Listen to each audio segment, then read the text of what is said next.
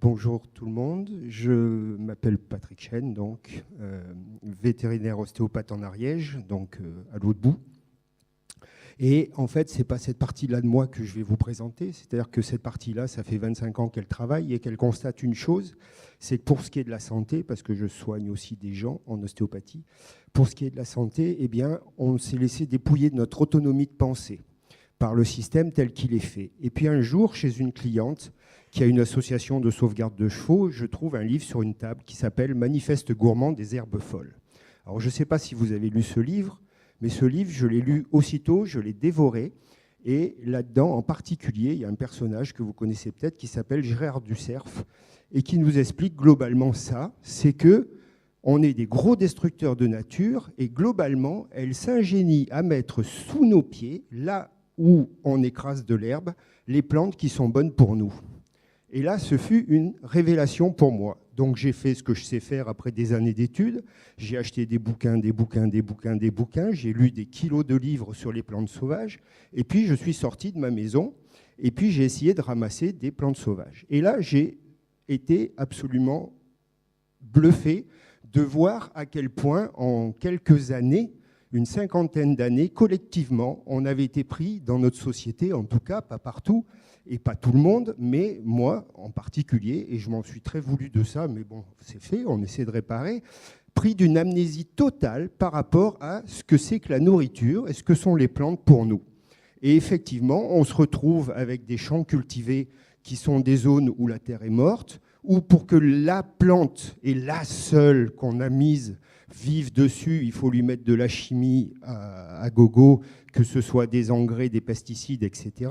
Alors qu'en fait, maman nature est là pour nous. Et puis, régulièrement, elle remet un pissenlit devant notre porte et en nous disant « Coucou, je suis là, tu ne veux pas m'écouter? Là, j'ai plein de choses à dire. » Et donc, je suis parti à l'apprentissage. Et puis, j'ai fait aussi ce que je sais faire, c'est-à-dire j'anime une revue d'ostéopathie depuis maintenant 12 ans et j'essaie de faire parler les gens sur ce sujet-là. C'est-à-dire que j'en parle un peu, bien sûr. On se retrouve, quand on fait quelque chose comme ça, à écrire plus souvent que de raison.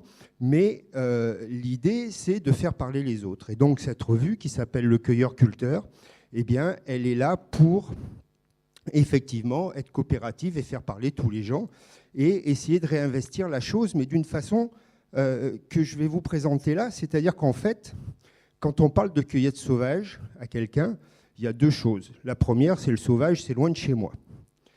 Ce qui n'est pas vrai du tout. La deuxième chose, c'est le sauvage, c'est dangereux. Bien sûr que c'est pollué, bien sûr que les chiens ont fait caca dessus, bien sûr que, etc.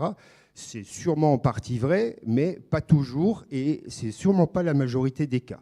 Et alors là, en plus, après, derrière, j'y connais rien, et c'est vachement compliqué de reconnaître les plantes.